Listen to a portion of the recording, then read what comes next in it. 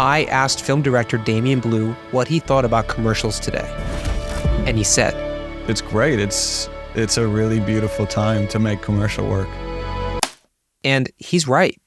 In a world where content is king, there still seems to be a demand for the artful and cinematic approach to advertising. It's really inspiring, honestly. And how do you build a commercial that really is striking from a narrative component and isn't leaning on product shots all the time? In today's enlightening episode of the podcast, we cover how he juggles being both a director and a DP, when to stick to your guns, and how to stay out of your own way. The months I would spend on a project just for it to be a little bit better. No one really is going to care ultimately if you've got a fire project that's still on the timeline and you're still working on it. Give yourself a time frame. Give yourself a cutoff point. We dive into the moment when he risked everything for a single shot, and he reveals exactly what it takes to win the project of your dreams. Honestly, if you've got that in you, you will win. I had no idea that you shot music videos for Matt Maeson. Wait, you said that you almost did too. Like the Hearse, Go Easy, Hallucinogenics. Yeah. Like I grew up with Matt and love his music. It's specifically the Hallucinogenics music video just cuts so deep into me personally. And when I found out that you shot that, I was like, okay, now I'm really stoked to talk to Damien. There are stories behind that whole trip too that, well, it's one of the most fun film trips for a big trilogy, video project that I've ever been on. I think that's the only time we've actually gone out on a mission to do that many videos. The reason why I was able to even shoot those, because to be super clear, I was balancing between a DP and director kind of foothold. I wasn't sure what I was gonna really lead with at times, but I was just wanting to shoot. So at that period in my career, I was DPing equally as much as directing, and Cody LaPlante is actually the reason why I even got the opportunity to DP those. So, Damien, most of my questions are tailored for you as a director, but I want to touch base on the fact that you're also a very talented DP. How does that work? It came out of a necessity, I think the initial projects that I was getting and the passion projects I wanted to do, there was a naivety in the past of lack of understanding of the tiers of production in the certain departments. I guess for in a way that's for better, because I think it just prompted me to get out there and do the director DP combo. And there was a lot of equipment coming out at the time that prompted us to get out there and just shoot, because you have a cinematic look kind of in a handheld aspect. I remember in college, one of my professors had a show and tell day where he brought in his massive Blackmagic studio camera. It's the one where Blackmagic put on a 10-inch fold out monitor on the camera. And I was so oh my God, this is wild. This is as good as it gets. And holy crap. Yeah. And I just realized it actually can get much simpler than that. It doesn't need to be this massive camera in order to generate these really terrific shots. So I think it just kicked things off for me to try to learn how to shoot and understand how to create a tasteful image. And so I think even though this strategy to try to shoot and direct at the same time came out of necessity from trying to get the job done in my early years, it's also been a big strength in this new realm of filmmaking where, on the smaller level, budgets are getting a little bit tighter, but you still got to execute at the highest level.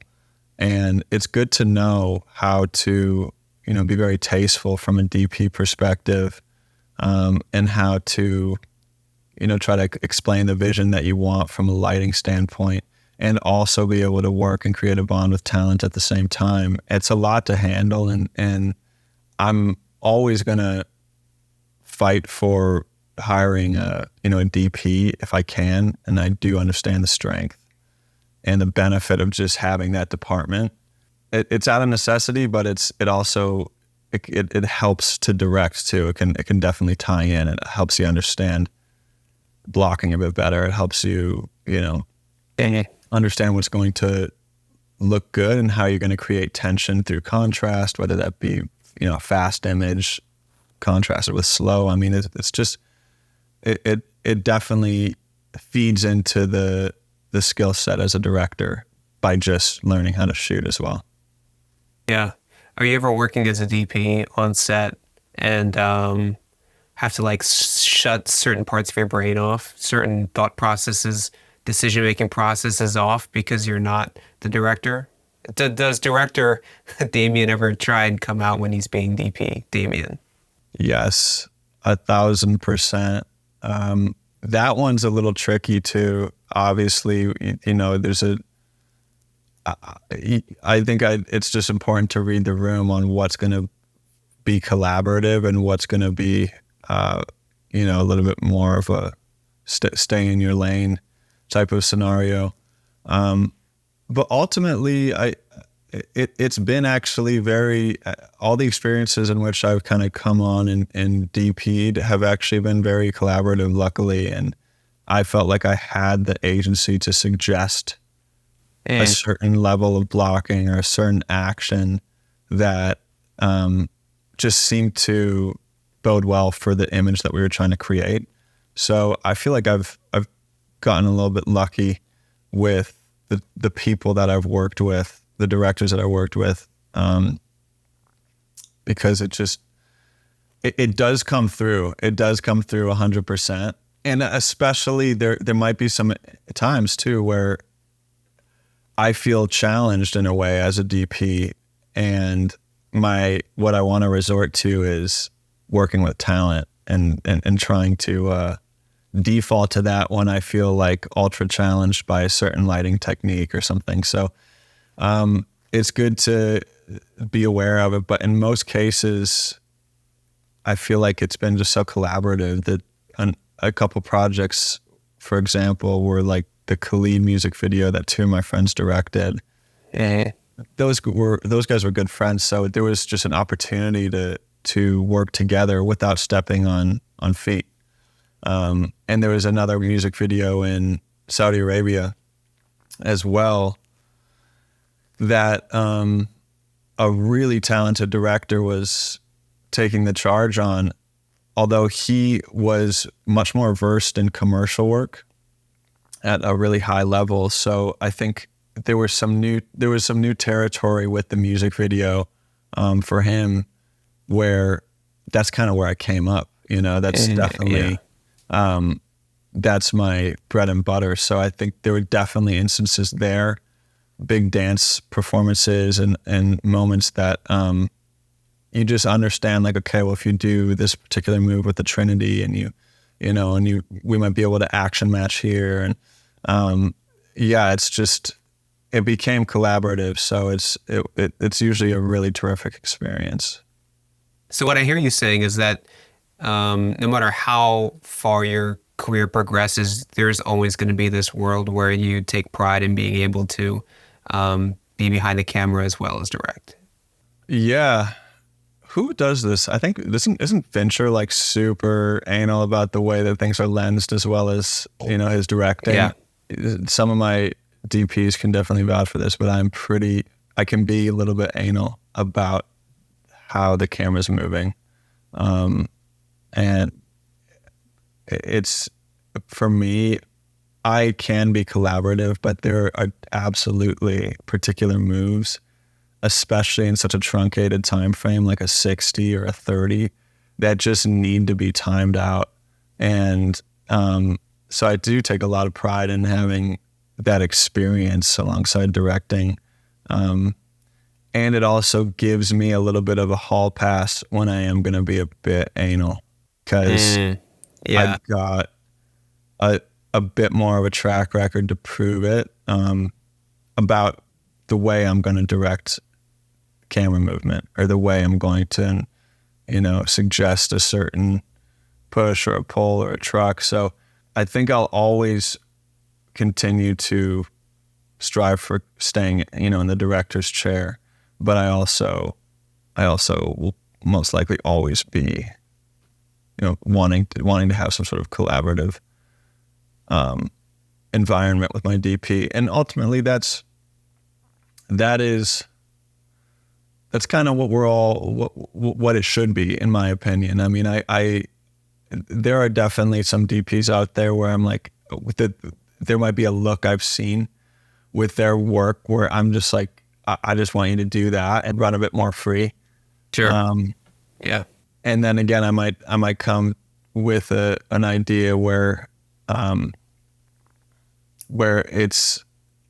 type of movement that the camera is doing is extremely buttoned up, and we just gotta execute the vision that's kind of on the table. And in almost every single case, DPs have been very understanding about that. They understand that, that there's times to be very collaborative and very suggestive and recommending shots, and then there's also times to just execute what's boarded or what the vision is. So yeah, I want to talk about the type of work that you do. You said you came up in music videos. How did you get started in doing those?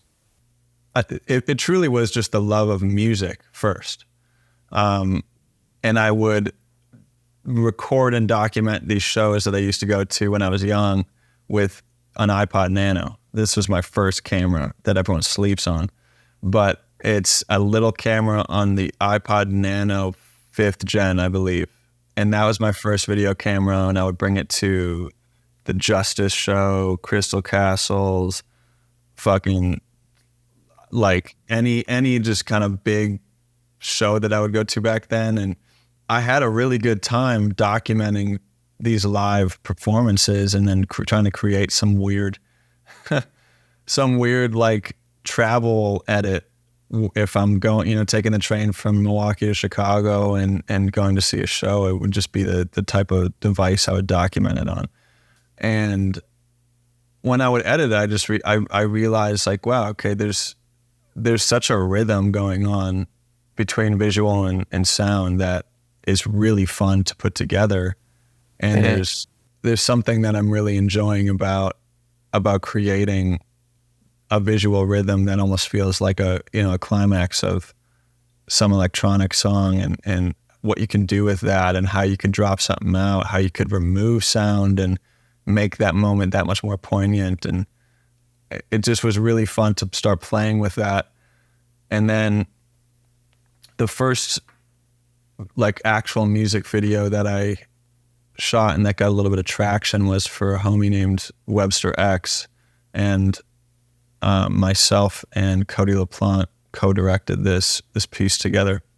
And it just was so fun. Like we really generated some imagery from a Canon 5D Mark II that just we felt was so good, and obviously it's a lot's changed, and a lot has advanced now. But back then, I mean, I think it was just a quick, a pat on the back and a boost of confidence. Like, this is sweet. Chance the Rapper was coming up in Chicago, and there's a huge movement with like Vic Mensa and a bunch of these Chicago rappers. Kendrick and all the TDE guys too were also like still boutique, but popping off. And it just felt like there was a huge moment for hip hop and electronic, and it was happening in Milwaukee too, where I was living at the time. So it just felt like a really fruitful time to be able to make music videos. My mindset was not in commercial work at the time. It was about making a engaging story out of a song, and making that vision come to life. If you look at my past music videos, you'll notice a lot of them are narrative driven, which is funny. And it was the era where people were actually still watching music videos to the very end. It's right. There was something unique about that time, which is about 10 years ago, that you actually felt pretty confident that people would be watching this all the way through. And so most times we try to unleash some narrative component to it, and it was super fun. So it just kept going with music videos until for at least the first 3 or 4 years. I mean, the fun thing about a music video is that you don't have to make an entire movie in order to exercise your ability to create a scene, to tell a story. You kind of have this magical moment to pack it all into this 5-minute piece where you can just like exercise without having to make a short film or a whole movie. Oh, 100%, 100%. And oh my God, this was the time too. We were just going way over time every shoot. We were going way into the night, and I think you just can do that at that time with some of these like, smaller emerging artists and just like a crew of friends, in a way that you just, when you have a commercial client on set. So we would just keep going until we got the shot. And, and it made it fun. I think it could kind of validate the passion around around filmmaking, that it kind of reassured like, yeah, we really love doing this. Yeah. I look back on being in that position as well. You know what I mean? And it's like you're asking so much of your friends at the 18th hour into the night, and they had to be like, Dylan, we're done. Like, we can't actually. Like, we have to stop. Like, you're actually not respecting us right now by asking us to keep shooting. Yeah. The thing is, though, back then it was just, I would just cash in on people and they'd cash in on me, like it was a total exchange economy with how tiny the budgets were. If I dragged people along to do a 16-hour day, like all of those guys I brought on are also directing and shooting their own music videos too. So it was a total exchange program, and we would still get paid, but I mean, paid in the, amount that serves for, maybe rent in Milwaukee and then serves for a grocery store trip. And like, I just wanted to say the reason that I'm at the point in my career where I am is because my friends cashed in on me. You know what I mean? Because my friends supported me. But I did find a point in which it was just like, okay, I can't ask this much every single time. You know what I mean? There's a limit to everything. Well, the thing is, too, there's actually like there's an energy, obviously, to money and to paying someone, because they're actually being, hired in a more formal way. So there's a performance aspect to that. I definitely remember some shoots where if you're just pulling favors left and right, that's going to definitely show in the 11th hour, where people are just laughing and talking and just like we're starting to move slower, resets are taking longer. So yeah, there's certainly a benefit to being able to compensate. And I'm not the type that's trying to always exploit. I really, we already deal with that enough as directors and with other, companies and artists. So I'm not, this is a whole different era of my career now, in which I'm really, I'm not trying to lean on that. There was something that was much more low impact to those prior projects 10 years ago, where you could maybe do that because you're just running and gunning around with a DSLR, and it's a little bit more, cushiony and just a little bit more low impact. But yeah, I'm not here promoting, the request for free work by any means. No, but it's also good to like look back and be thankful for those times where it was just a bunch of us friends making whatever we could. Oh yeah, it was so fun, man. It's still some of my fondest memories of being on set are definitely like even the Matt Maeson videos. You felt like you just had this like nothing to lose really. You just put it all on the line kind of and yeah. well, maybe it's the opposite. Maybe it felt like we had everything to lose, you know? And that's why we would dedicate so much to a project. There was a lot less conversation about whether we have a certain money for this overage or this or that. You know, we would really try to just make it work. Yeah. And I think for me, it's all about keeping that passion alive. You know, you got to keep the enthusiasm that you felt like that, you know, when you first started out. That's got to stay alive. Yeah, dude. Yeah, I mean, I remember there's projects where I would just ignore everything else for weeks on end, like, and everything I could wring out of it. And it's like, God, the stakes were so high, but they're stakes that I inflicted on myself to make this thing. And I don't regret it for a second, because I look back at that work with nothing but love. You know, of course, mistakes were made, lessons were learned, but man, I think we can all, as filmmakers, look back at that time where it was 100% passion and not a lot of experience. And the reality is, you know, some filmmakers are in that time now, you know, or have yet to come up on it. 100%, 100%. Oh yeah, I remember where I would even kind of freak out the talent sometimes, because I'm just constantly trying to go for take 18. It's just like, dude, you got it. It sure, I mean, there could have been a little bit of obsessiveness here and there, but I think, you know, that's not uncommon. I mean, I think Kubrick was even like literally as nutty as he ever was until like he, you know, died basically. So he would just be, I think there's an obsession you kind of need. Otherwise you do end up outputting some mediocre work. You really do, you know, you've got to find a way to get super stoked on what you're creating, and it does show in the end. So yeah, I mean, speaking of being super stoked on what we're creating, how do you feel about creating commercials at the level that you are? Making commercial work now is interesting because I can't wait to skip an ad when I'm trying to get to the movie I'm watching on streaming, or I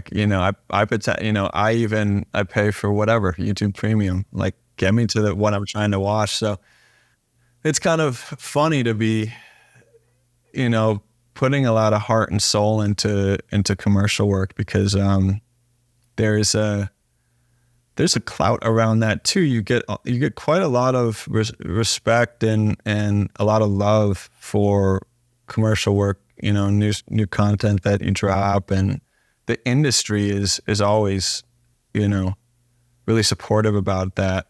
The consumer, it's interesting. It's like the consumer, I'm curious how they perceive it sometimes, you know, but it's okay at the same time too. I think I'm really stoked on it, and it excites me that brands are willing to actually do something, you know, narrative driven, do something edgy. I mean, I'm seeing some really phenomenal pieces coming out. Dude, yeah, I mean, when do you think commercials started becoming these cinematic pieces of art?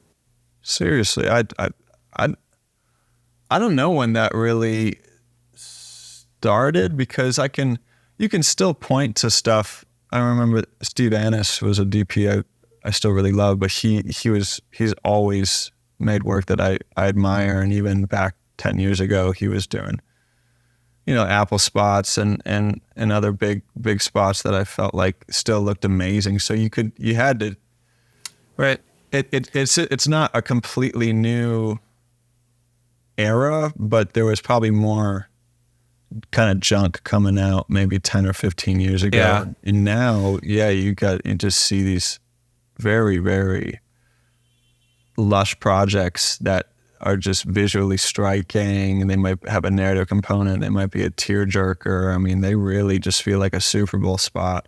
And they could even just be like what's circulating on a non-skippable buyout or something, you know? And it's just like, wow, the amount of dedication that is put into some of these spots is It's really inspiring, honestly, and it makes Yeah, me want dude. to keep going. Yeah. Yeah, I mean, you know what? I'm here for it. Yeah. It means I get to create what I want to create, even if it is for a commercial. It kind of reminds me of what I was trying to do with music videos back in the day. And it was like, can we try to instill a narrative component here? Can we try to create an actual arc that doesn't just rely on a performance scene, you know? And in the same way, how do you build a commercial that really is striking from a narrative component and isn't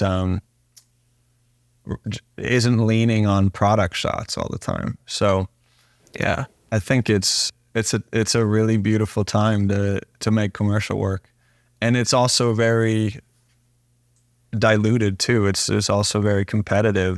There's a lot of amazing directors out there that are putting out some phenomenal work. So Yeah. that's a little bit of a different conversation, but I think it's just this new era of commercial work is really exciting. And then it's also, you got to fight for sure to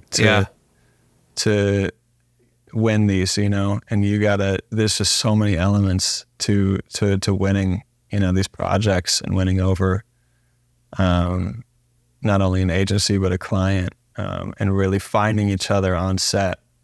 There's just a ton of elements that come into that. Yeah, I mean, that's an interesting thought because, I mean, I think our ability to do the work, the ability to be a good director or DP is often like pretty available, like locked in. Like I have talents and abilities, so do you, Damien. But in most scenarios, we have to be given the chance to do the work. We have to win the opportunity. How do you win those opportunities? I'd love to say that the work, you can just let it speak for itself, but clearly you can't, you know? I mean, I think you got to just, you got to be such a people person, and that's a really new territory for me. I mean, I'm, you know, I think that was a kind of a wake up for me coming into commercial work, is understanding how to authentically do the song and dance, you know, and really put yourself into that in an honest way and in a true way. So, because at the end of the day, it could be a, you know, relatively small spot or a few spots. You could be in bed with that client and that team for months. Hey. I can call back to some pitches that were rusty, you know, and those are the ones you learn the most from, no doubt.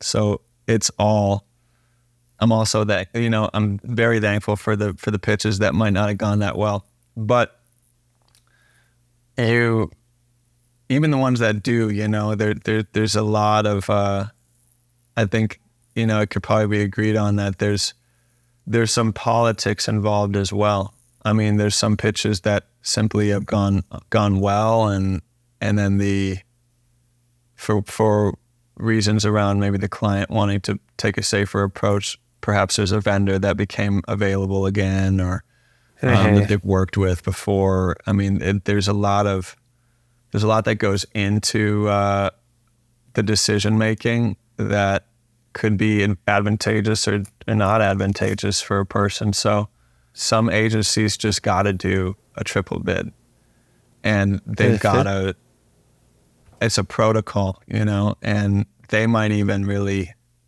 love the vendor that they're working with on the production side already. But at times there's just that protocol where you got to reach out to 3 people and give the opportunity.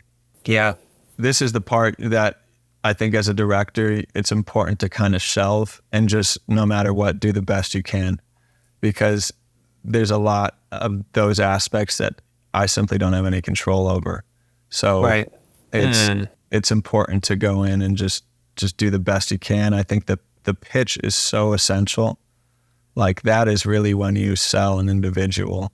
You could even have a team of people who initially creatively were a bit rigid and wanting to stick to plan. If you kill the pitch and bring some new ideas to the table, they could all of a sudden be like, holy crap, we actually really like that approach and weren't even thinking about that.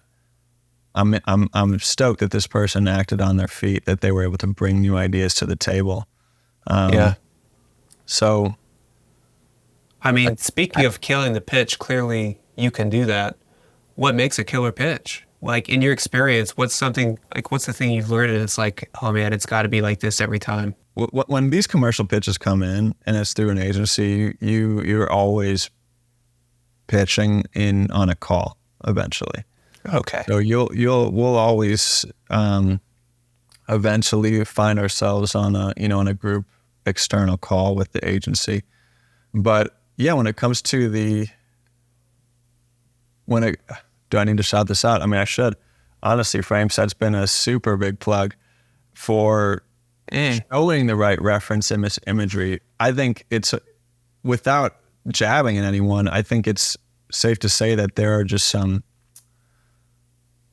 some individuals on the creative side at agencies or on the client side at companies that really have a hard time imagining, something when it's explained to them. So it's really important to show what you are trying to execute in a really, clear visual way. And that's always the catch-22, because people are constantly wanting to make something original or authentic. Well, when you're trying to whip up ideas, ideally it's somewhat grounded in something that's perhaps happened before. You're just doing it in your own way, because then you get to actually reference, some imagery that looks similar. And it's hard to make something entirely authentic and original. So the good news is, whatever we're doing, there's most likely a rendition of it that's happened before. And that serves for a good opportunity to really, show visually what your idea is going to look like. Yeah, there's definitely a lot of power in that. And I mean, besides visual references, what else do you think makes a good treatment? Like, how do you go about your layouts, right? Your structure. What I think makes a really good treatment is actually just writing it in almost the way that you would speak it. I've found that I've gone a bit technical on some of my past decks.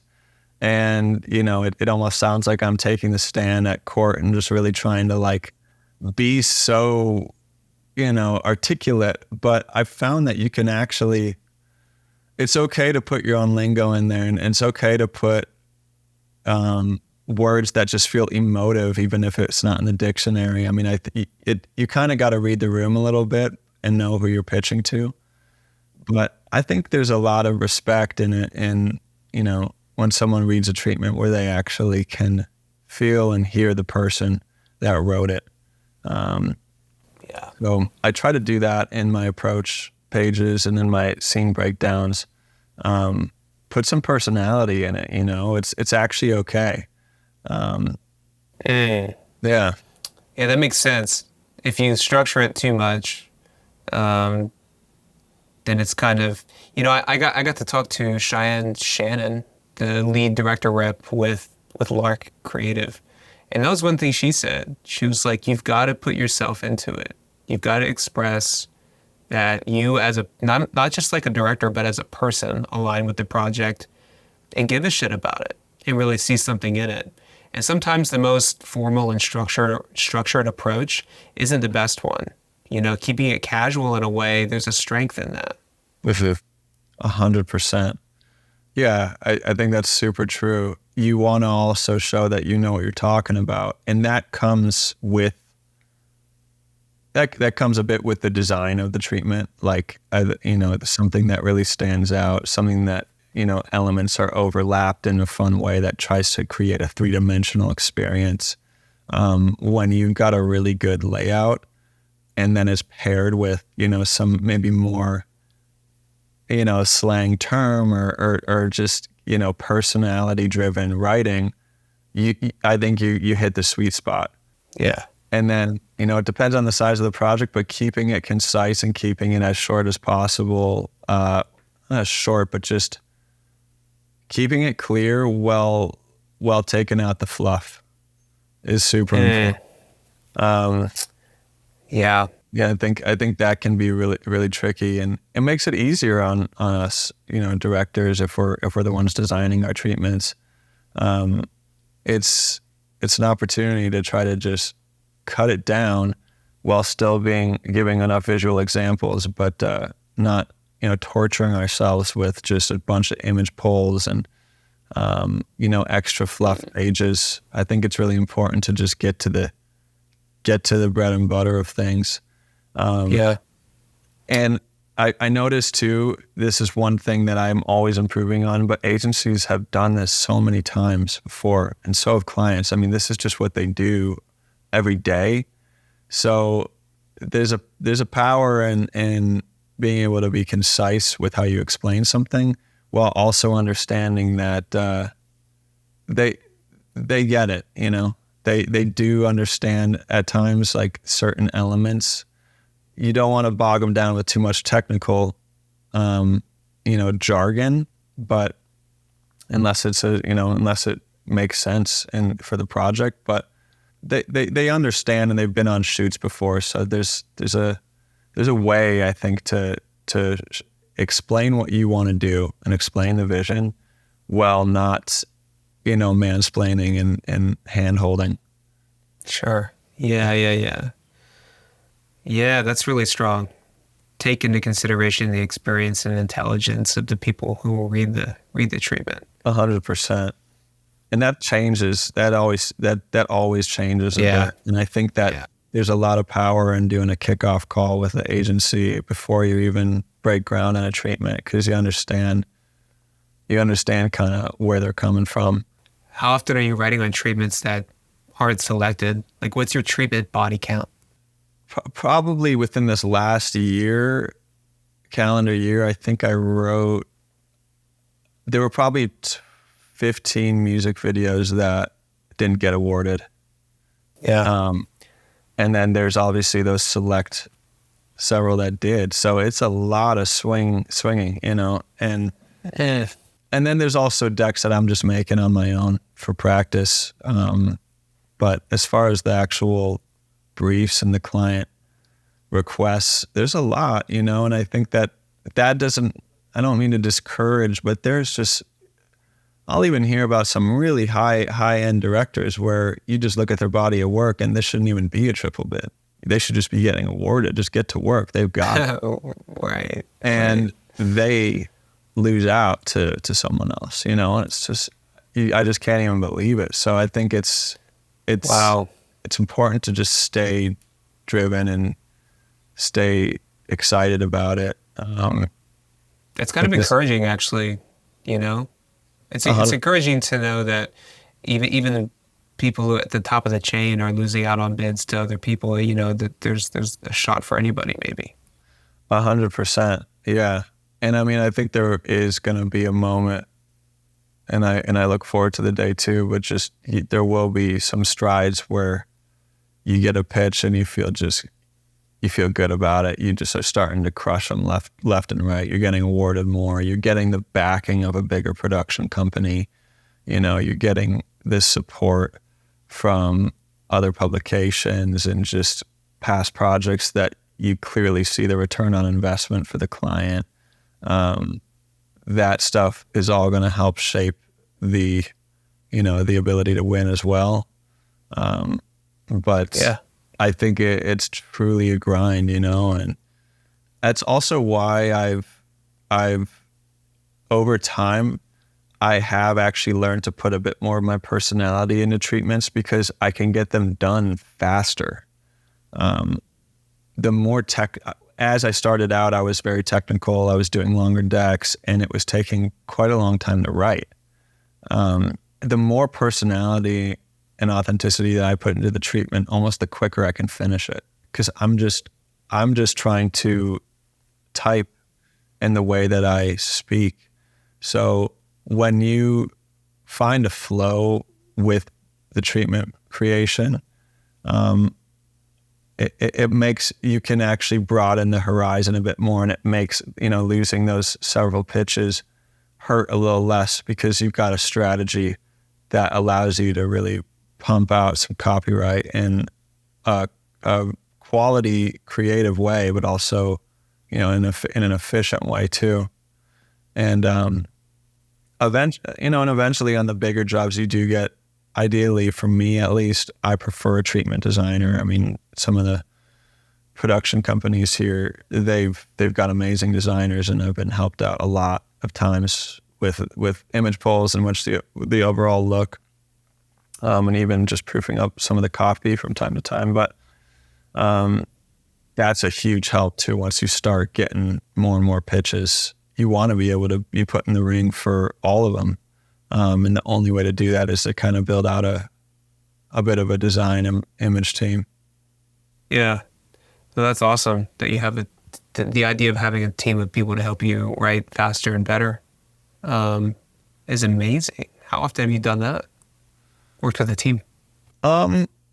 Probably about 6 to 8 times. So not a lot.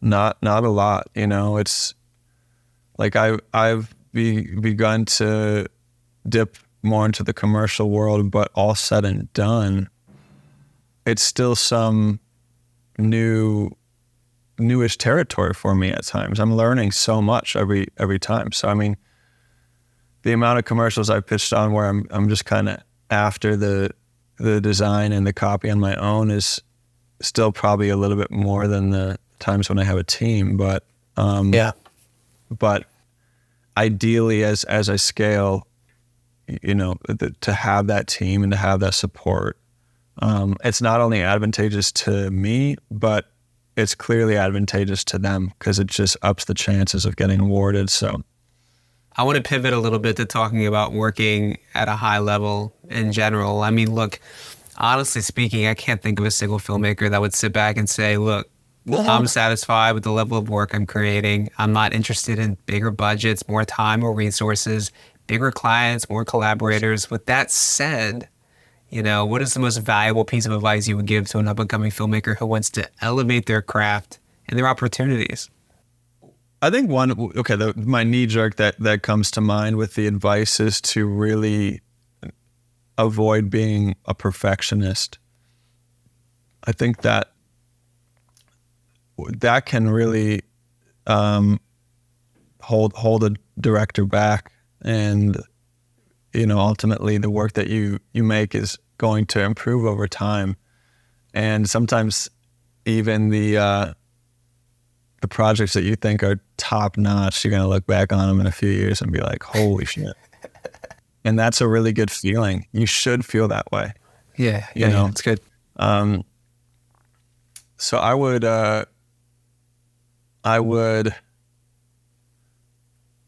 just really start shooting and see projects to the end. I would definitely give yourself a time frame, like give yourself a cutoff point to get your production off the ground. If that's a music video, make sure you're getting through pre-pro, shooting, post, and delivery by said date. I mean, I think it's important to try to drill home like a really strong due date, even if it's a passion project. Finish it by a certain time, because no one really is going to care ultimately if you've got a fire project that's still, on the timeline and you're still working on it. Like, it's, especially if you're already honing your craft over the weeks or months or years, you're not even going to want to put that out after a certain amount of time. So right. I understand that want to really curate your page and make sure that you have only a set type of moody work on there or whatever. That's fine, but just put the project out and go ahead and archive it after a few weeks if you want. I mean, when you get to a certain level, there will be projects you do and you don't share. That's totally fine. And I can attest to that, absolutely. So, but when you're starting out, like, it feels really good to just get a project out there, especially one that you're a little uncertain about. It turns out no one cares. No one actually really notices the uncertainty that you're like staying up at night about. They just can appreciate the fact that you finished a project. So, yeah. God, man, the months I would spend on a project just for it to to be a little bit better, I could have done 2 or 3 more other projects in that time. And I guarantee you the difference that I slaved so much over wouldn't even be noticed by people. Yeah. Isn't that funny? It's like, even when I am wrapping up a commercial job and we deliver the client cut, if the client is happy, I'm happy. Like, that's really important. But if I'm going to make a director's cut, I need to do it fast, we finish that up, get the assets in a timeline, and wrap it up quick. Cause that to just, you feel uncertain about you want to put your own pizzazz on a director's cut. So you're not going to share the client cut yet, but then you just keep sitting on the director's cut as if you're waiting for something to spark. I mean, I can tell this is hitting for you. No, I wanted to talk about the director's cut in particular. Yeah. What is that? What does that really mean when you see a project come out that says DC, director's cut on it? I think the director's cut is amazing because it, in most cases, removes the time constraint of whatever ad buyout the client had planned for. So there's certain brands that are gonna, budget for a particular duration buyout, and they're also gonna, they're gonna plan for a particular look too. So there might be, let's just take the REI commercial, for example. Yeah.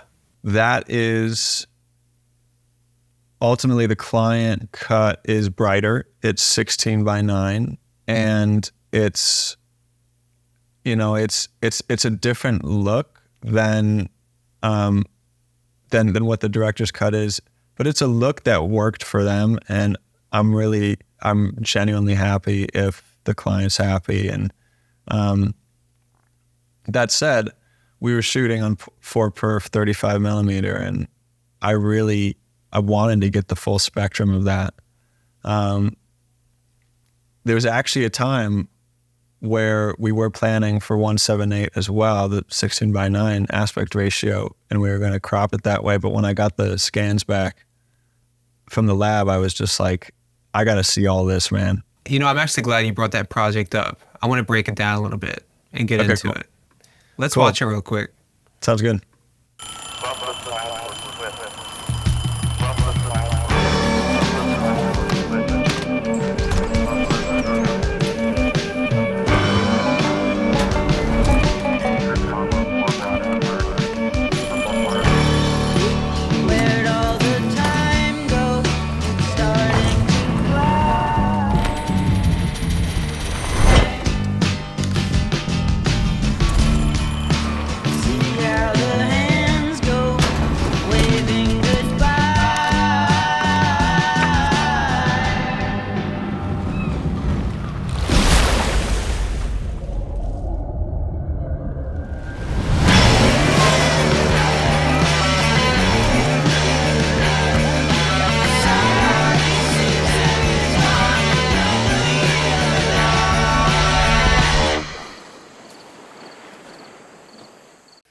All right. Your feelings, what are they? I'm so hyped on that project, man. It just was. You should be. It was such a pleasure to make, man, and there was a lot of challenges that came with it. I think there's something wrong with the production if you're not running into some challenges, but I mean, there's something bizarre going on, or you're just playing it way too safe. Playing it way too safe, if that's the case. Yeah. I'm just so thrilled that the brand was open to shooting this on 35 as well. Not 16, not Super 8. Like it was trying to actually, you still get all the texture and the color that's unmatched with 35, but without dipping into this like in your face nostalgia that you might get with something way grainier or a smaller format. Yeah. It's really, that's fine, but that's just not what was called for this piece. I wanted to make sure that that the format was not turning into a distraction. And I felt like it did what it needed to do here. We have the certain, stop start flashes that are needed for transitions. But it's still making sure that the main character is our focus. And yet you still have the characteristics of film. You still have the aspect ratio that puts all that focus on talent, and really isolates her, in those moments. So it was amazing to shoot that. Yeah. I'm really glad that you are a DP as well, because I get to get a little technical with you on this one. Sure. Because I know that you'll know the answers to it. Yeah. I mean, just starting out with this first shot here, like, what a camera move. Was that a grip department with speed rail, or was it something more camera department that achieved that? That was a grip department move. You've got the camera connected to two kind of speed rail that extends out from under the camera. Actually, excuse me, it extends out from the side of the camera and connects to a plate that is just resting underneath talent. So that way, when you put the camera on its side, ideally that plate is also just flat on the bed, resting underneath talent. So the whole action was a little wonky at first. It took some time to get, to get the right take, but it was essentially just this move that was supposed to feel like, just total autopilot. Another day, waking up, you almost are out of body in that moment, and you just kind of lift up, and it worked. We knew we needed to get her from laying down to then upright to then perfectly matched to the bathroom, and it was just that moment that felt like she's not necessarily in control. She's kind of just going through the motion of that day. There was a couple of takes where we tried to have her also tapping the alarm clock off, and that's a hard little detail to see, but that alarm clock was actually going off and driving us absolutely nuts. And we would just have to yell like, "Okay, speeding," and it would just be it was an intense moment. The behind the scenes cracks me up, because she would try to hit it, and then it would fall on the ground and just keep going, and we would just be like trying to reset, and we were just ultimately we're like, let's just not have her try to swing at the alarm clock to shut it off. It just doesn't really do anything for the character. It's unnecessary. Let's just have it be seamless. Dude, doesn't that happen often though, where it's like we go into this with what we planned and what we envisioned, but then we find ourselves simplifying, and the simplification actually works just fine. Oh, 100%, 100%, man. There were many scenes that were discussed and revised and slashed out of here that you just realize now it's not even necessary to put the, Breaking Bad inspired interior car ultra wide time lapse of her making her way to work. All you need is to see that she turns off the light in one house and turns on the light in another location in her office. You get to where you need to go quicker. And there were a lot of moments like that. One thing I noticed about this shot is your little light gag of a passing car here. You didn't need to do that, but you did that, There's like this rhythm throughout the whole thing where something in every single shot is moving. Yes.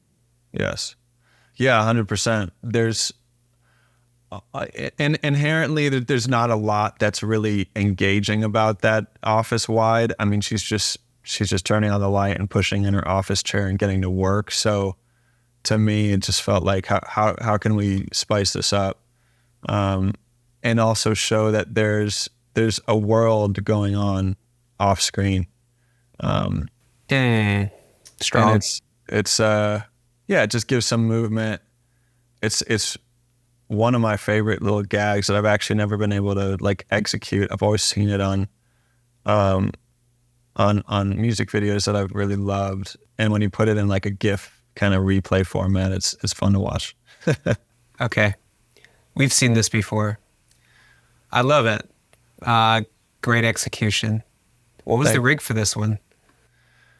Oh man, the rig was, what I remember it looking like was, it was 2 small pieces of pipe on the base that would attach to the dryer walls, and then on top of that was some mini like hi-hat, whatever. I'm not sure what. I'm probably gonna botch. Wait. Are you telling me that you put the film camera, the 35 millimeter film camera, in here? Yeah. So there's a wait. This isn't like an A7S. Oh, absolutely not. There's a 235 camera in there. Sick. with a small 200-foot mag to be able to fit inside the compartment. So that's actual film, and we were able to start and stop wirelessly, and we had a tear deck on it, so we were able to preview and play back and see what this is looking like. What was the time allotted for just that one shot? I think it took about 2 hours, maybe. Which is a big chunk of time when you're trying to get a lot done in a day. I remember when I posted the behind the scenes, some other filmmaker was like, I've done this. And that individual did use a small DSLR, but we had to go all the way, man. I mean, it's a tricky shot. It also could have been done just, without actually running the dryer. Like perhaps you had art create something that has, the look of an interior dryer, but there's access to the back of it, and you can kind of go in and out, and you just spin it with your hands. This was legit. Like the whole you guys went all out on it. There's so many ways to cheat this. Oh my God. But you guys did it for real. Yeah, and it kind of shows. Someone even said that they thought that was VFX, which is interesting. I'm not sure. It doesn't look like VFX to me, but I think it's too organic for that. That's a good. It's almost a compliment though too, because it does look so bizarre, and it goes quick, but it goes so fast. It goes quick, and ultimately, I think that's actually good, because it's easy to want to hold on some sort of achievement from a grip level, like for too long. Yeah, you could just tell when the filmmaker or the editor is just sticking on something just because it was a cool rig. Just serve the story. Like put it in for the time it needs and move on. And it actually strengthens the shot itself, because it's that subtle flex that it was a difficult shot to achieve, but it doesn't mean that you need to hang on it for longer than it needs to be. Oh my God, yeah. That's so important, man. The audience will be able to tell. They'll be able to tell if you're calling too much attention to a shot. And then I think, it takes away from the whole point of it. 100%. 100%. I want to talk about this character and her environment. They match so well. Like, that absolutely looks like her bedroom, her environment. How did you go about doing that? I think that the REI team would appreciate hearing that, because they spearheaded the set deck internally. Whoa. Most of the decor on the back, the blanket, the water bottle. I mean, they really wanted to take an opportunity to try to dress the set with items that you would find at REI. Cool. And so they got really crafty with it. I mean, I think there was a part of me that was a little bit nervous about having, a client take art internal. But ultimately, I think it executed really well, and I was really impressed with the final look. And I also knew too, like, every detail is important, and at the same time, I knew based on the pace, like, we're going to be moving through these shots quick, so I think it goes back to what I'm mentioning with the perfectionism, like just get it to the place that it'll work based on the duration, that you understand where that, how that clip is going to land in post. We could have done more with the set deck in the bedroom and, tweaked it more, but I think it served the purpose. We were able to move on quick. They dressed it really efficiently, so it worked. Boom. Right here. Second location. A different day, I'm assuming. Yeah, a different day. Yep, that's a different day in a different state. A different state. Okay, definitely a different day. Yeah, we shot this in St. Petersburg, Florida, which was an interesting place to land on. There were actually talks of going as far as New Zealand to get like locations like Milford Sound in the background. That's seriously one of the most beautiful locations that I've ever been to. And I think it took a little bit of adjusting to realize that it actually was going to be more advantageous for production to keep it in within the country. But once we got there and we started doing like a tech rec, it was clear like it's gonna serve really well. You know, we were in warmer water, so it was more tolerable than something like the West Coast. We had all this lush green around. The water itself had a tint that was definitely on the greener side, but we were able to play with it really successfully in color to give it that kind of lush look. And you can kind of still see the tint of it, pushing it slightly green, but and then there's just this murkiness to it that comes from these naturally like shallow waters. When we're operating and doing this and that, and it, you know, we're going to be kicking up a little sand, but so that clarity was also a little bit of a strategy to work around. But ultimately, I think it landed in the way exactly how it was supposed to, and I'm really happy with it. Yeah. What was it like getting that 35 millimeter film camera underwater? Who did you trust with that? We had Owen. We had our first AC and loader taking the charge on that, and then Hydroflex serviced the equipment. And that was nerve-wracking. Was it?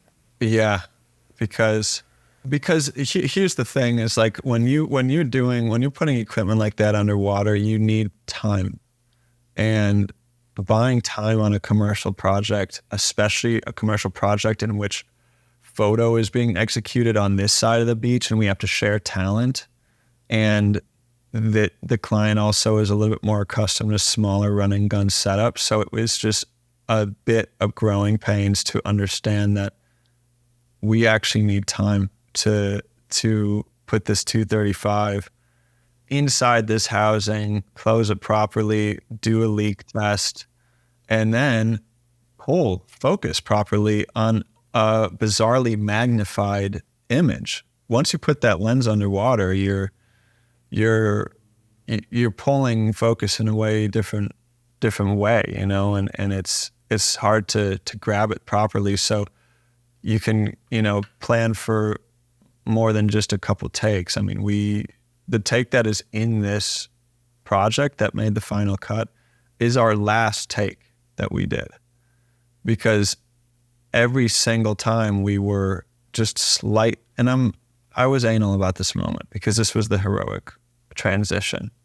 So it had to be good. Like it had to be perfect. And I wanted to come home with many options. The one that we ended up using was the very last take. And I think we probably did about 14 takes of this shot here. Yeah.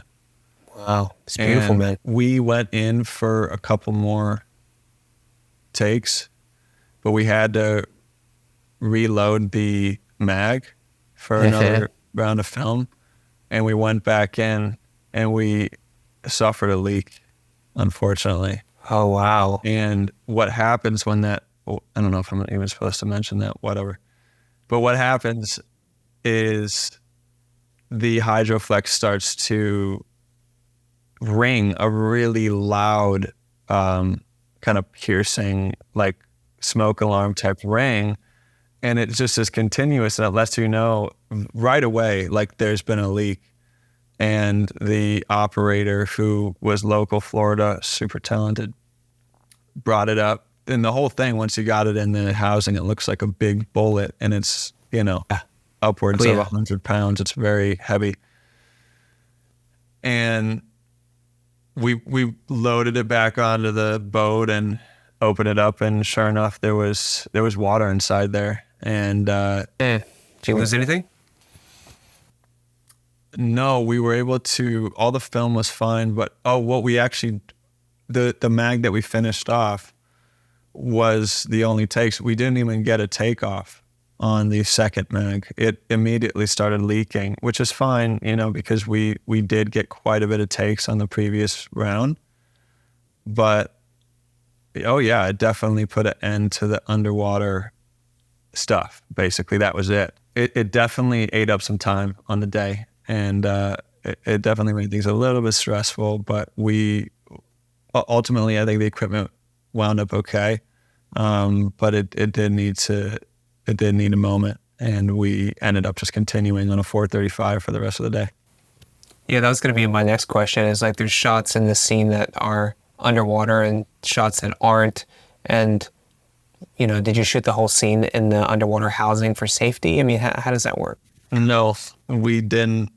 No, we did not. We had the proper cabling attached to the 435 that was, watertight cable. So that was going from the boat, which was about 20 feet away, into the 435. And this is where I get a little anal too, all of the operating involved with her getting out of the water after that dunk and getting on the board, hanging out with friends. I opted that and had this massive 435 on my shoulder. It was toward the end of the day. We were chasing light, and I slashed my foot on a shell on the floor. It's about waist, like belly button deep water, and I've got this massive 435 on my shoulder, and I cut my heel really good. And the whole time, my DP Quinn Feldman is like, holy shit, already, like, this guy better not drop this shit. This is just insane, because we're just walking around in this water, which has all sorts of little fish and bugs and this and that, and just things you can't really see under there. And I ended up just crossing over a shell that just wouldn't budge off the ground, and it just cut me super hard. And I was able to hold on to the camera and still finish the take. But and it all happened at the right time. If I was going to get injured, it was going to be that time, because we're that's good. Wrapping out the day. We had got enough footage of hanging out in the water. I mean, you can tell. I mean, we got the coverage we needed. Right. But I was just we had some film left over. I wanted to keep running it. So I had to pass off the 435 after probably about 15 more seconds of rolling, and then just kind of limped my way onto the beach. And how bad are we talking? Are you like stitches immediately, days over? That's it for goodness. For Damien? No stitches. I'll send you the picture of this stuff too. We got some good pictures. But Great. But it was bleeding pretty good. It was just a big flap directly on the pad of my heel, which is a really uncomfortable place to get cut. And it goes deep too, because that's a rough spot. So whatever it was, just sliced through, just deep but small, and it was crazy. Yeah. It was uncomfortable. Is there a certain shot in this piece where you're definitely bleeding while you filmed it? The only time it would be right when she's getting out of the water, because you can actually tell that we're a little bit later in the day during those moments. The sun is already going down. I was kind of... it is? The fact that we're using light, it's a little bit later in the day. We were just getting that shot finished at the very end, and that was when I got cut. There's certain shots beforehand where she's... We kind of go through this end of day moments, and then right here, after you see the feet, the birds. Oh yeah, the sun is higher there. On that big wide, we actually captured that a bit earlier because that was a bit more of a push. We had to get the cameras on sticks, and we had a massive zoom on. What do we have? I can't remember. But we just had the boat kind of ripping from right to left, and we were looking to essentially do like a massive epic zoom out. I want to talk about this shot here. Probably my favorite shot of the whole piece. It's so specific, very intentional right here. Was this something you guys planned on or found throughout the day? 100% found. That was in between resets. The op would just have the camera, the Hydroflex half submerged, and then we would have talent getting back on her board, because in order to achieve that transition of her falling into the water, all we were doing was having her on her knees and then dunking into the water. So when she would reset, she would get up on her butt like that, and I'd be able to see what's going on screen. And I just called it out, like, let's shoot this. Just wag your feet a little bit here. And it was important because it's like there was shots that we need to get that were essential. But if we're not coming home with just lifestyle cutaways, if we're not coming home with just some like fun, just the feeling of summer, even just the texture of that water at like 120 frames per second, then we're going to be really tight on what we can cut to, because you want that perspective of what you would even see as just being an individual on a paddleboard there. If that's the birds flying, if that's just the water moving, or if that's just the sun in the background. So, I think we had a shot list, but there's always, you got to keep your eyes open to capture some of that, the fun little shots that you can never really plan for. You just got to be there. Yeah. So important to make space for those things on the day, or find space. Totally. And hey, it's a little, the sandals are an REI product. It was cool. It was like a little, without feeling too product-y, it was a moment like of just, more equipment that, they're providing their customers in a fun way. It doesn't feel that way, but, it's cool. And I just love the idea of being able to see the horizon, but also the underwater. And it just gives you a full understanding of a camera really being at or under the water surface when you see that. It's such a good piece, man. It's so cohesive. It feels all in the same, but it takes me different places. It's got great rhythm. I believe this character. If I'm going to watch an ad, this is an ad that I'm not going to mind too much to watch. Oh yeah, man. Thank you so much. I appreciate it. Last thing, this shot here, this is like a third, totally different time of day, scene. Yeah. Did you guys do this whole setup for this one shot? We had tents staged on the beach for a few reasons. There was a photo shoot going on too with similar talent, and they were achieving some of those compositions with the use of tents and picnic equipment. So they had this staged there, but I wanted to get a shot that hopefully integrated that felt like, okay, maybe these guys are camping on the beach. It's just giving some closure to the day. If you wake up, if you start the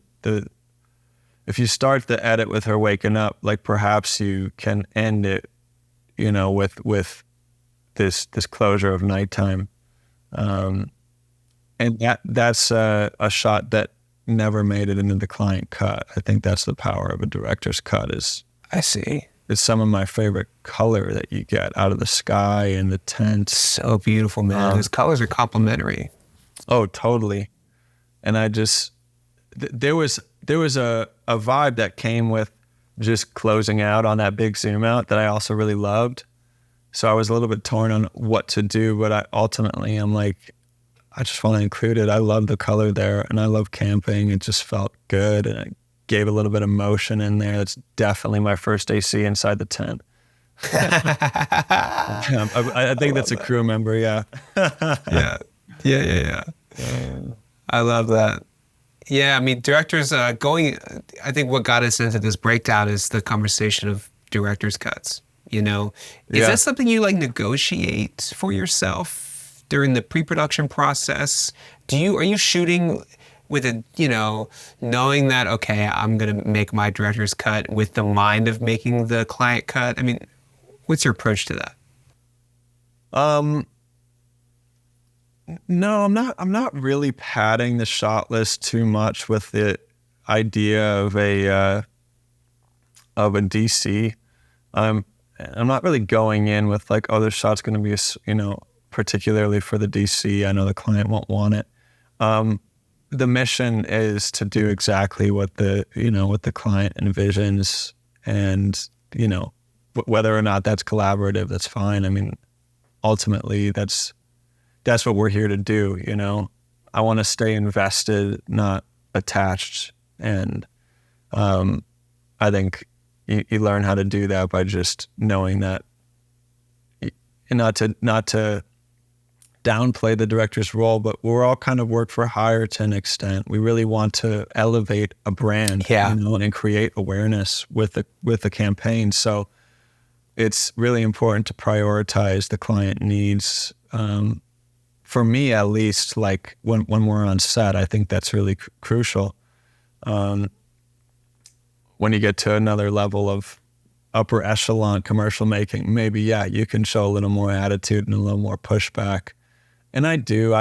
It's suggestive, and you communicate in a way that works, that gets your point across without being too pushy.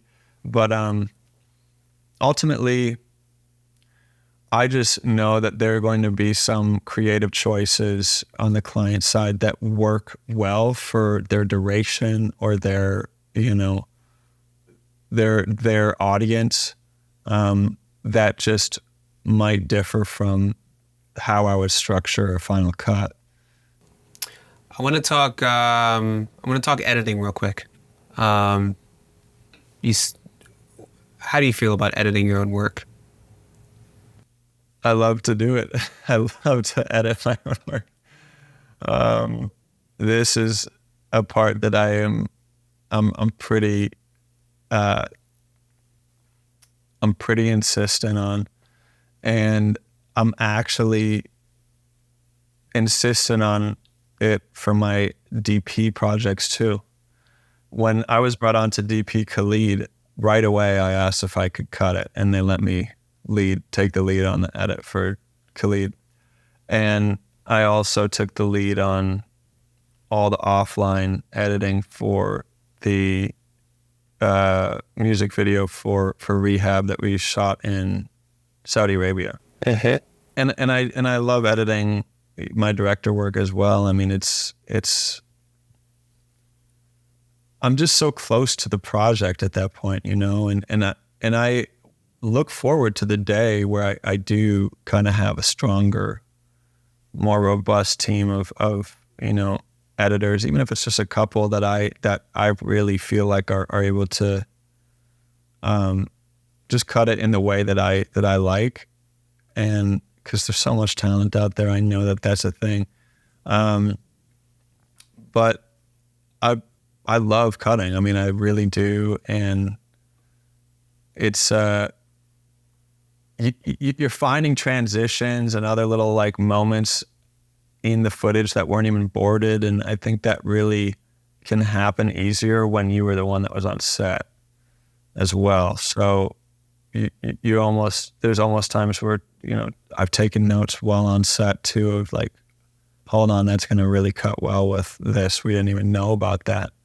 And those notes can go directly to an editor. That's fine. But, when the turnaround's tight and the budget's tight and I've been close to the project, I'm more than happy to do the post work if it's not impeding on, more future briefs, I think that's the one thing is making sure I'm not getting bogged down and missing out on other work because I'm deep in an edit. Right. No, because that can so happen.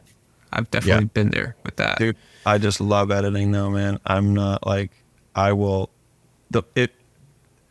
if there's one primary reason why I'd want to pass off the edit, it's because I live a healthier life when I don't edit. Because when I'm in an edit, I'm right next to the kitchen. I'm eating food. I'm hunched over. I'm like hunchback. I'm just, because I'm not working in a big bay. I'm working on I got a fast laptop, but I'm keeping it skinny, and I am snacking and just not going on walks and just getting into binge mode with the cut.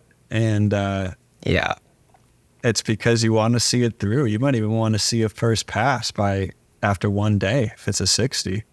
So if there's one thing I'll probably gain back by editing less, it's my physical health.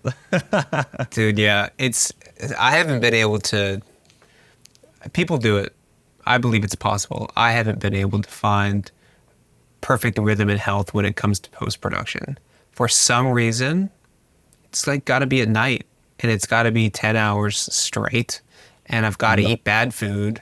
Straight up. And you know what I mean? I've got to be over caffeinated.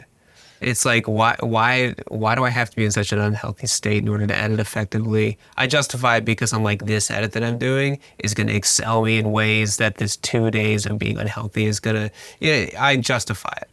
But I'm right there with you, dude. I'm so glad to hear you say that, because it's just like, I'm the same way with my post-production. Oh yeah, dude. Oh yeah. It's, I'm suspicious if you're not binging on something, if you just happen out at 5 p.m. this time, I don't know. No, it's I mean, the magic can kind of come to life too in the evening, really, when you get into the cut of, everything, and you just, you are into the 9th, 10th, 11th hour, and it's starting to come to shape. I mean, the way that I edit, shout out to Liam Tangum. Oh man, I might be butchering his last name, but he's the one that actually helped me understand the power of laying in sound during or almost even before you're laying in. Go into that a little bit. Visual, yeah. He and he does more than that. He's a great director as well. But we were working on a Nike project a few years back, and I could just notice he was adding in some sound design like preemptively, and then mixing that into the music. And that is essentially what I do now. I actually am finding a really good kickoff point through music and sound design first. I know how it's gonna go rhythmically. I mean, there's such an intuition that you got to have with music and with sound that really shines when you start to build a cut.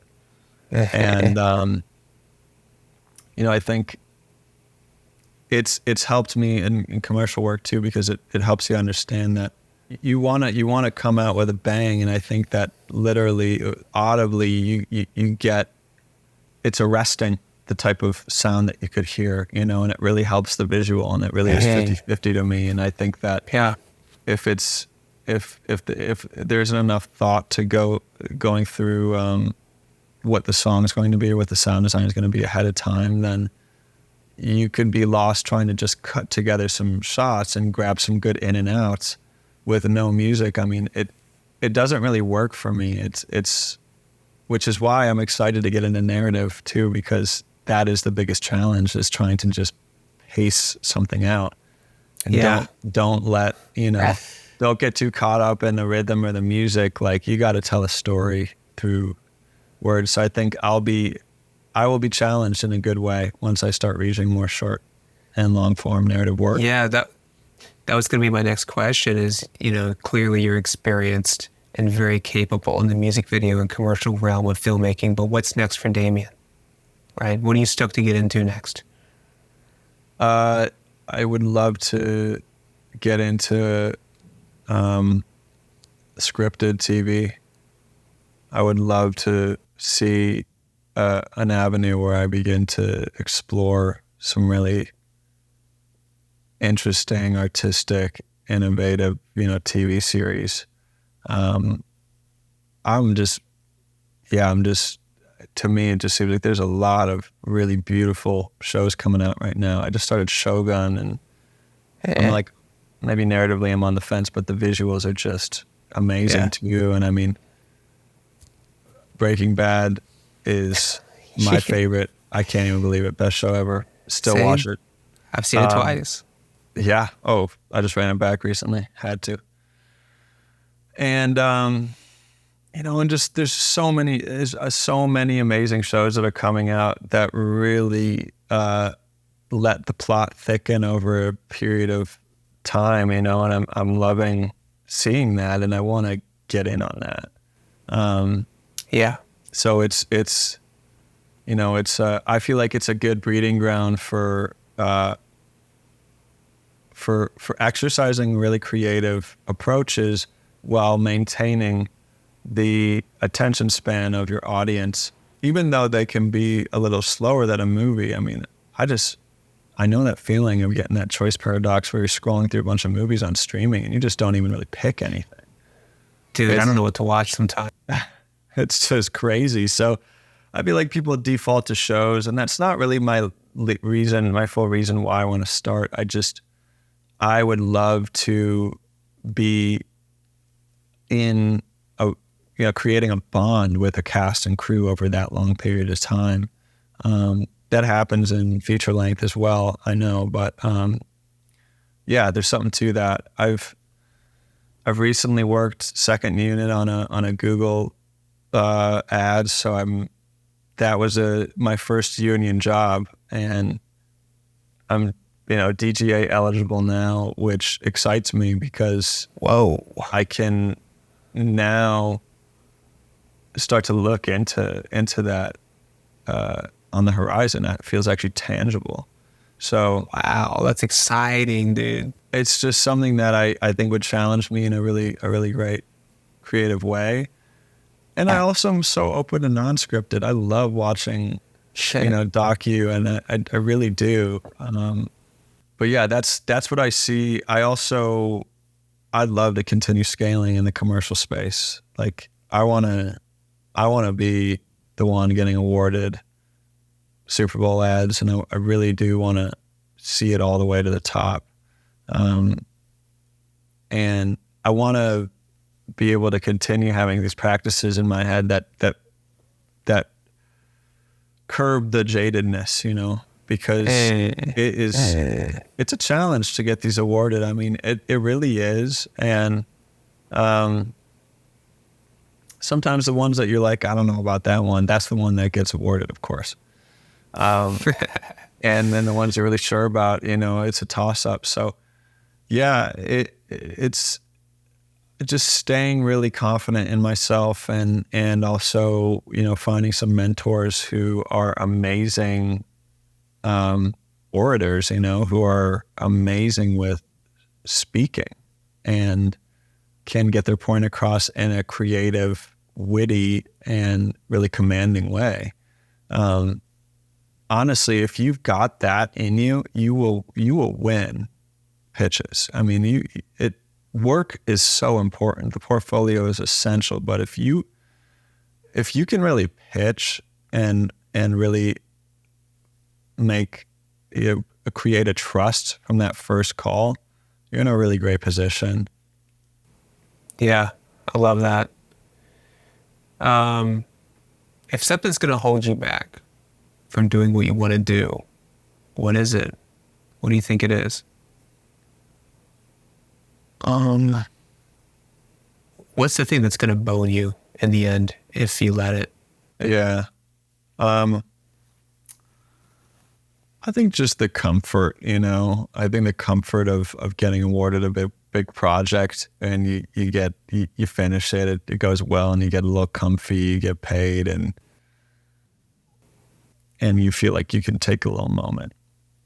And I think that is important. I'm not the type that's like a sleep when you die. Like I'm here to stay healthy, and do this for the long haul. So you don't want to get burnt out. But I I think there's a little bit of that comfort that seeps in after working on a project for so long, where you feel like, holy crap, just all the like turbulence and the tumult and the success too, but all the tension around a commercial project that inevitably happens.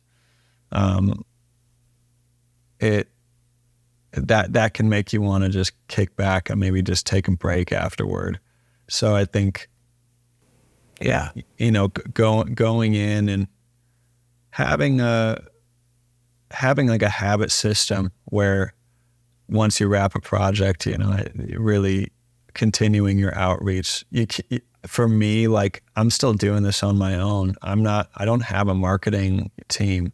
So when I get into a project that I'm directing and I'm in the weeds, I get a little quiet on emails because I'm working. So just remembering to just get back into it, go grab lunch with, individuals at other companies, and not even just for what can you offer me opportunity, but go make friends, again, once you're coming up for air, and continue to expand the network. Sometimes it feels like after you get awarded something and you do a great job on a commercial, you feel like, whoo, like I'm good. We're on a roll. I think that there's that can happen, but I think there's also an importance in remembering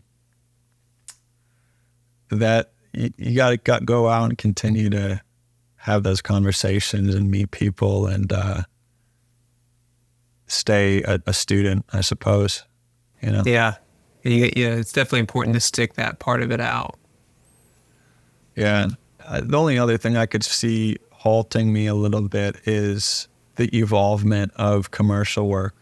Perhaps it wouldn't halt me altogether, but it might prompt me to reconsider how much I want to do commercial work. It just, I'm curious about where the industry is going to go in the coming years. So it might prompt me to actually want to pivot to more narrative work, or it might even prompt me to want to look into, approaching projects as a producer, as an EP. I'm not sure, but I could see the way that commercial work goes, the way that it evolves, could impact how I want to contribute to that sector. And so far, I like the way that it's going. I'm not like afraid of AI integration or this or that. I think that this is going to be an actual, like a powerful resource, and it already is. Sure. But I'm just, I'm just curious about what the trends would look like, and am I able to embrace those trends authentically? Like, do I actually believe in them, and or am I able to kind of go past my belief system or my core values to just continue doing the work? I'm not really sure. It doesn't feel that good to do that, but yeah. And I don't have any examples specifically, but you never know. I think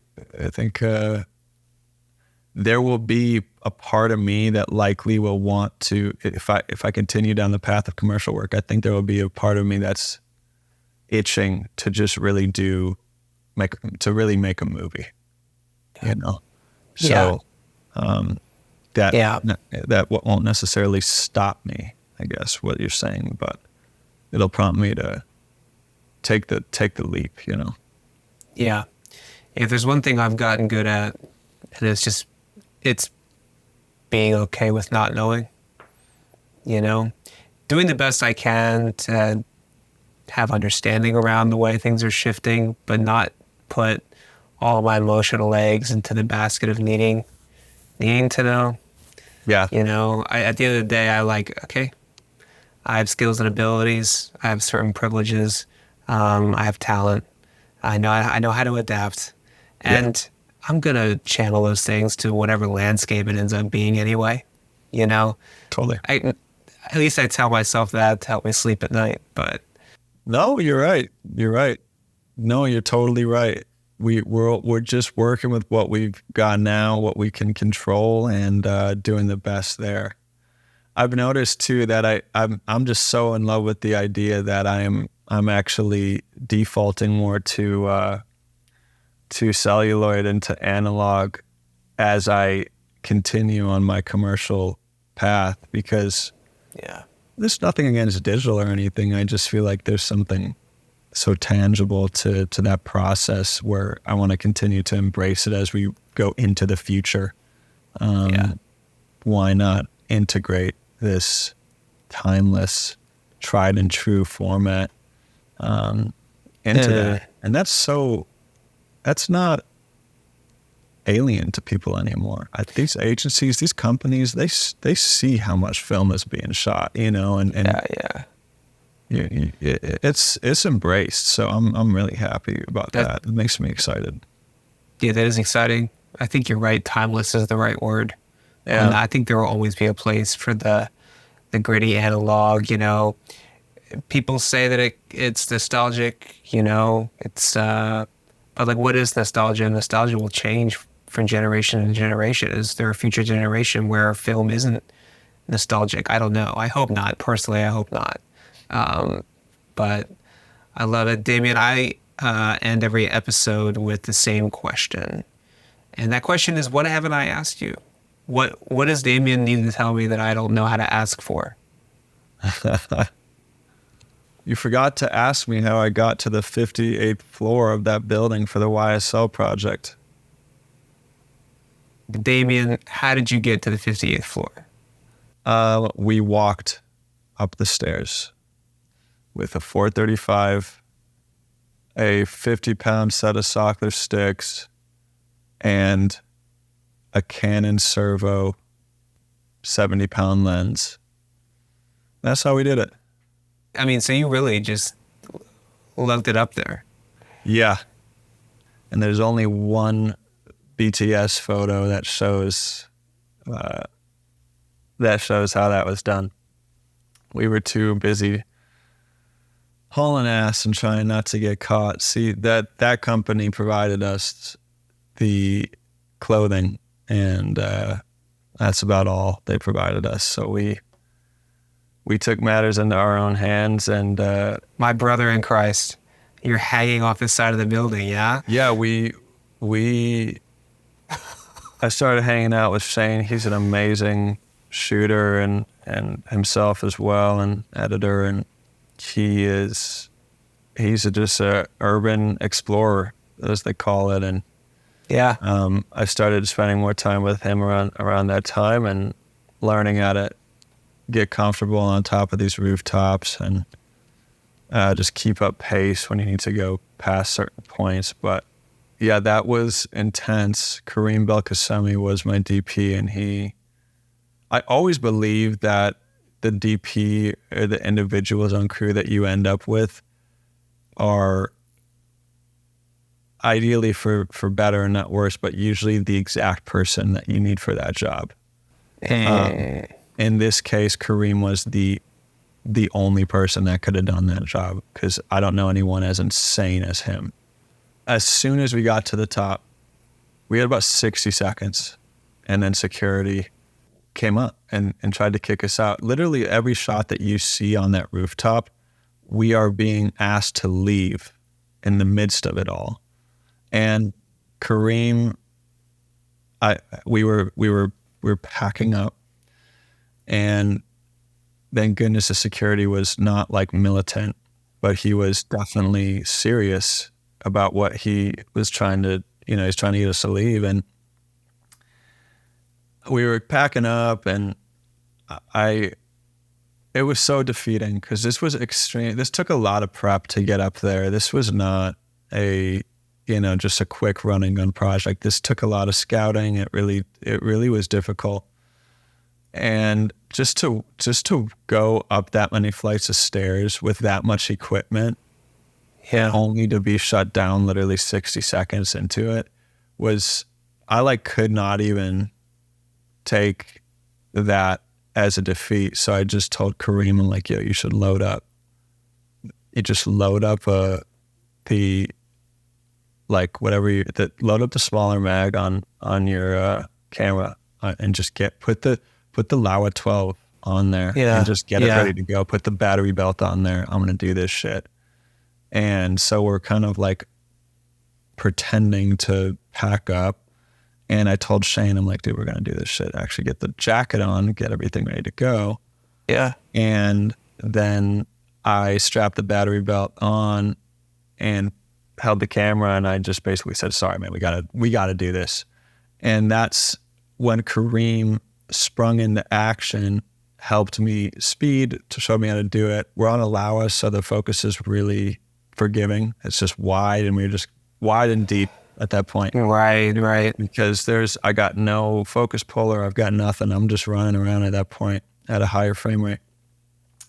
And Kareem starts talking in Arabic to the security, just buying us time. This guy's from Egypt, and he's just Kareem is just amazing with people. Amazing. Like there were even other complications on the shoot that I won't even get into, but he was just able to talk us out of trouble a few times.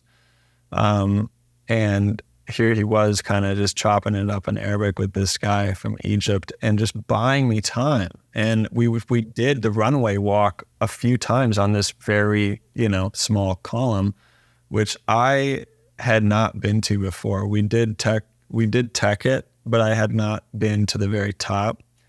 So it was new territory for me to opt that. But I had also been going on the rooftops with him for a little bit on other rooftops. So it just felt like I could achieve it. I wasn't that scared of the height, but I was operating completely blind because I'm just looking at where I'm walking. And I feel pretty confident because we got the Laowa in. So it's a wide shot, but that end shot was very risky. I wish I admit, but you just need to understand the scale and the risk of the moment. And the only way I could do that was to just kneel down and literally hold the 435 like a skater cam from the handle and just hang it off the ledge. Yeah. Well, it was one for the books, man. There's always a story behind productions, even some of the simplest ones. And this one definitely is no exception. Well, Damien, it's a beautiful piece. I'm really glad you didn't fall through the slats on that building. Same. This was a lot of fun, man. Thank you so much for the opportunity. Yeah, of course, Damien. Thanks for being on the podcast. This has been a production of Frameset. We're trying something new here and plan to make a whole lot more of these. So light up the comment section with feedback. Thank you.